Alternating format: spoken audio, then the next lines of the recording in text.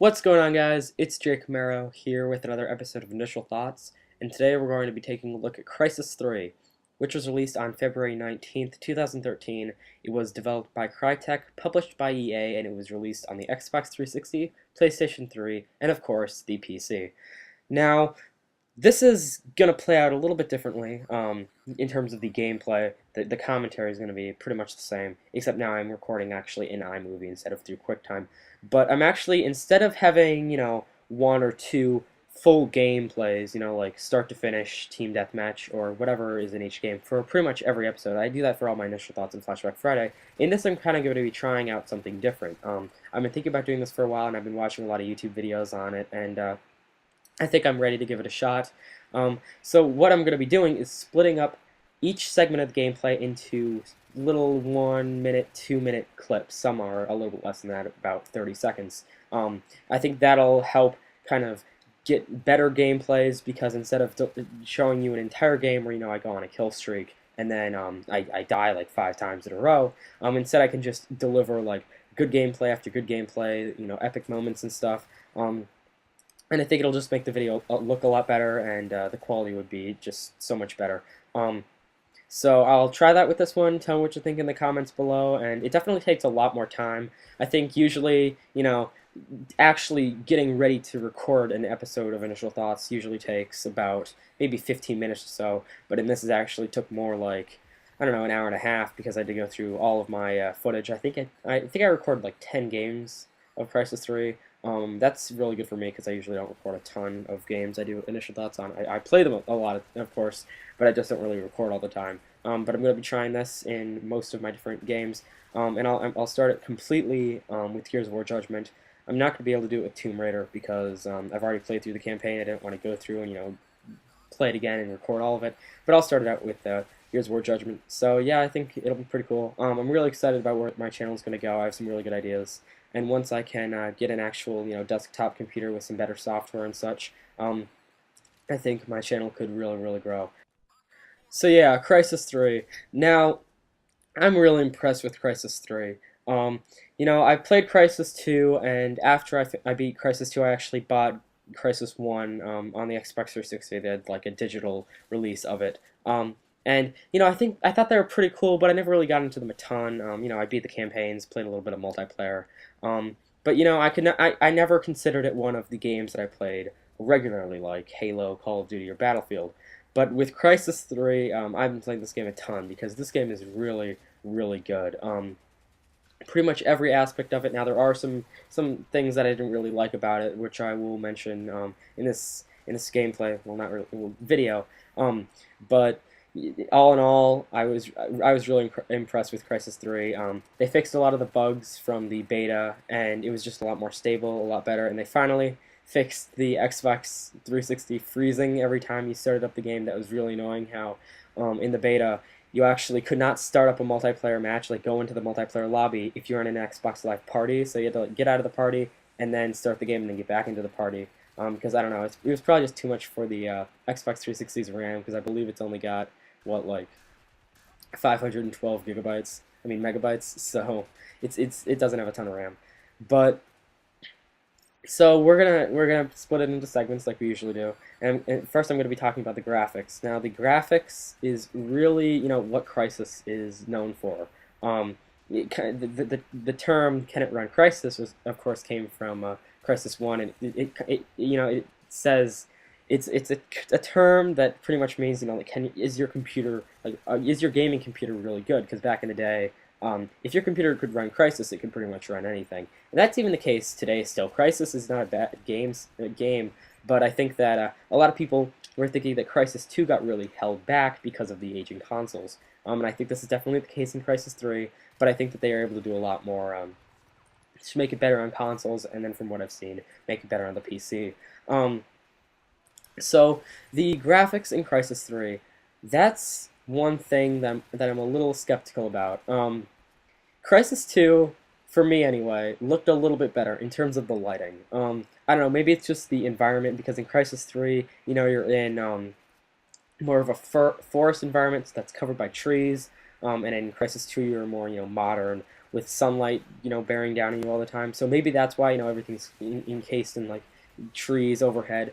Maybe that's why you're not getting as good lighting. But I don't know. In some of the maps it looks good, but in others it just looks really, really bad. Like Museum, and I know I had some gameplay of the from the beta. That was one of the beta maps. It just does not look good in terms of lighting. The textures are alright for an Xbox 360, obviously, but I don't know, the lighting just does not seem that good in this game. But maps like this, where we're on like a hydro dam, the lighting is great, but in a couple maps, I don't know, it just does not look as good to me.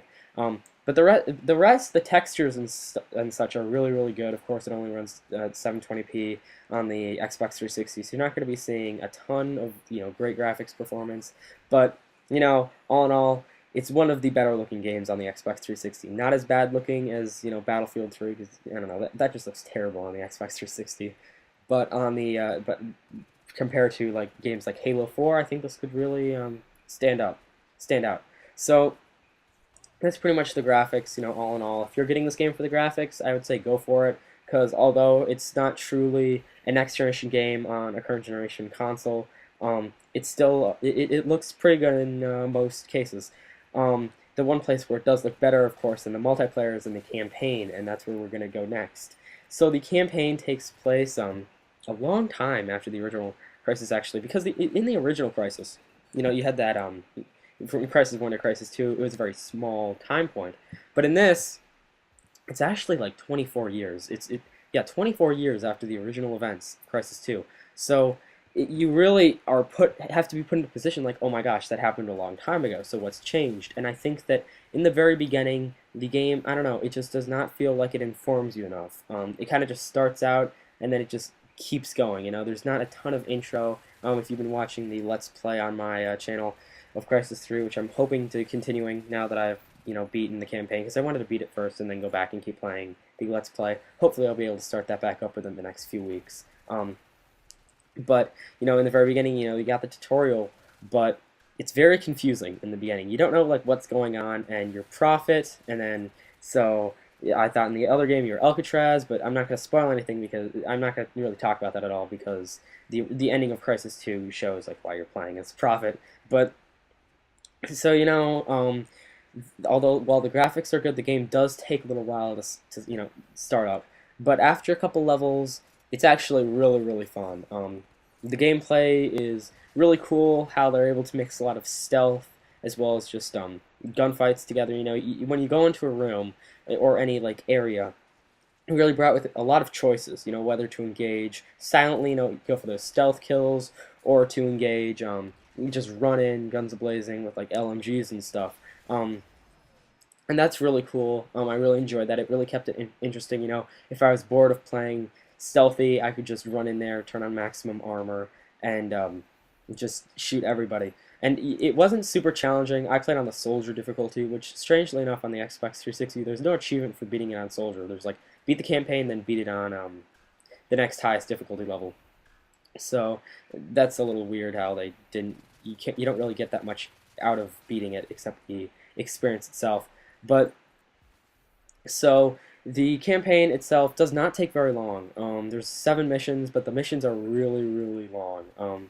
They're probably ranging from about 30 to 45 minutes, depending on whether you die or not. The checkpoint system is alright, but sometimes, like, there's this one part where I died a couple times, and it took me probably about 5-6 minutes to get back to where I was before, and that's a little disappointing. I wish that the checkpoint system shouldn't just save all the time, but they should really make it so that once you complete a big segment of the game, you can just come right back in at that same spot, because in that part of the mission where I was talking about where I died, you have to walk like probably for about 2 or 3 minutes. That got a little annoying, but it's only 2 or 3 minutes, and I kind of got by pretty fast.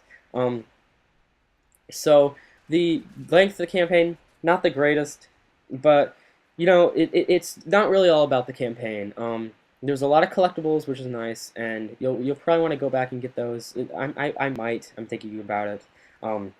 They're not the greatest collectibles in the world, and they're a little hard to find at some points, but they're cool. And then you also have this new like upgrade system, so now you can find these packages around all the maps. They're usually in hidden areas. Sometimes they're a little bit more mainstream, but you can actually use those as points to kind of add more specializations to your soldier profit, and then you can use up to 4 of them at a time. They're ranging from faster reloading to you can cloak faster, so it's pretty cool and it keeps the experience pretty fresh. The character development is definitely better in this one, but I still thought it was a little lacking in terms of character development just because it's so short. In 1 second there's somebody who's mad at you, and then before that mission is over, you guys are like best friends, it seems. So, I think that really most of the flaws in the campaign really come from the length of it, and I think if it was just a little bit longer, it would have been a little bit better.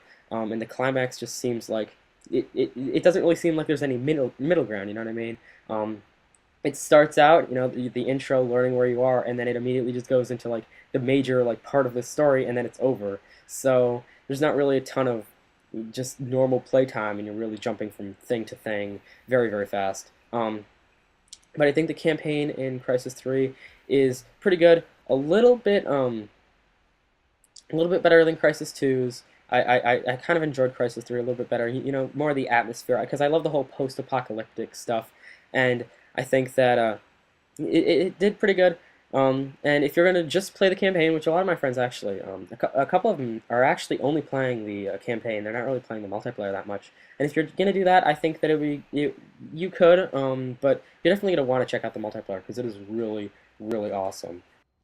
So the multiplayer of Crysis 3 is probably one of its strong suits. The multiplayer in Crysis 2 is alright, but I never really felt like there was a strong sense to go back and play it after maybe 2-3 hours worth of game time. But I think they really changed that in Crysis 3. There's a lot more stuff to unlock. It seems like there's a lot more guns, and there's just a lot more to it. The only unfortunate part is that this game is already kind of dying. I was playing today because I needed to gather a little bit more footage, and there's only like 500 people playing. Like the most people in a playlist, because it's made up into like different playlists for different game modes, was about 400 to 500. So not the most heavily populated game right now. I don't know how it is on PC. It's probably a little bit more, and maybe it's just region specific. But I've not seen this game break the top 10 Xbox 360 games played on Xbox Live. So I think that you're definitely want to get in pretty fast, because I don't think this game is gonna have the longest staying power, and I think if they really want to keep it relevant, they're gonna want to put in some DLC pretty soon. So the multiplayer with the multiplayer, let's kind of talk a little bit about gameplay. So when you're in the nano suit, you have two options. You can either, and they're controlled using the bumper on the consoles, and I think they're just keys on the PC. There's maximum armor and stealth mode. And maximum armor, it's armor. It makes your guy shorter, not shorter, slower, and then it makes your armor a lot better, so people can spend less. It takes longer to kill you. And I have actually like a specialization in multiplayer that automatically turns it on whenever somebody's shooting at me, which is actually really good, and I really recommend using that because it really helps you out in a lot of gunfights. And then stealth mode, it's kind of like Halo. If you run while stealth mode is on, it takes shorter time to run out because everything's controlled by your energy bar. And then if you just crouch or stand there, it will not take it'll take a lot shorter. It'll take a lot longer to run out. So if you're it's definitely something that you want to use either when you're like sneaking into somewhere while you're crouching or sniping up somewhere. And the bow definitely really suits to this. And although I wish it was a little bit more powerful, it's a 2-hit kill at any range and a 1-shot headshot at any range.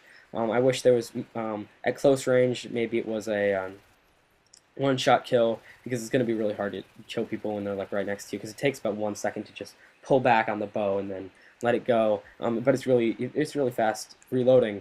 But I kind of wish it was just a little bit stronger. Right here I have some gameplay of me using the bow, and I'm terrible with it. I don't know. What I had to do is I had to, like, because you have to hit somebody twice unless it's a headshot, and sure, I get headshots, but 9 out of 10 times it's not a headshot. So I have to pull out my pistol and then finish the kill. So I think that definitely it could just be a little bit more powerful. I would use it a little bit more. Right now I kind of just use it because it's fun, it's cool just using a bow.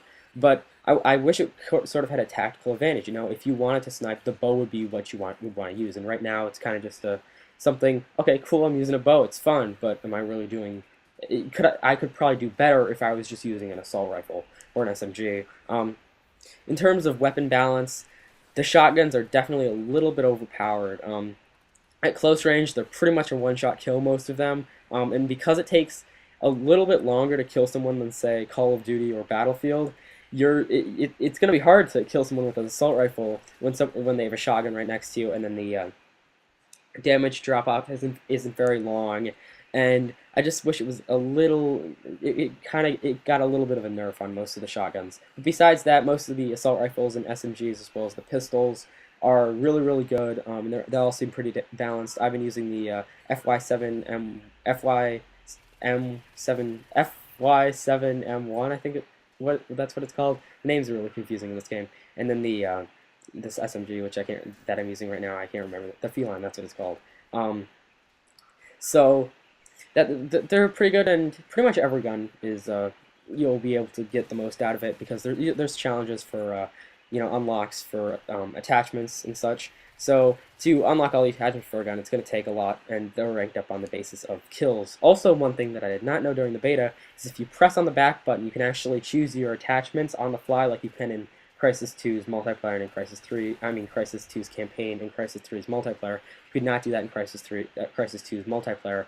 But in Crysis 3, that's pretty cool. It takes a little bit long, like after you back out of that, to actually be able to shoot. So it's definitely something that you're going to be wanting to do from long range. Like the only time I really use it was like switching my scope from a red dot sight to a long range, like ACOG, to take out someone at a little bit longer range. But nonetheless, it's pretty cool to have on you if you want to customize your guns a lot. So the game modes, they're all right. You got your team deathmatch, your like base defense stuff. I think there's the capture the flag game mode. And then there's also this cool new mode called Hunter. And I know I went into this a little bit in the beta, and I actually do not have any gameplay of Hunter mode.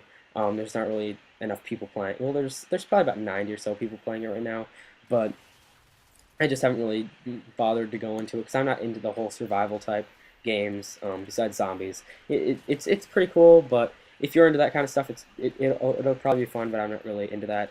Pretty much what it is you're the Cell or Hunters. The Cell, have 1 or 2 mags in their guns, and they're trying to survive for 90 seconds. And then the Hunters have Predator bows, and they're always cloaked, even if they shoot or run.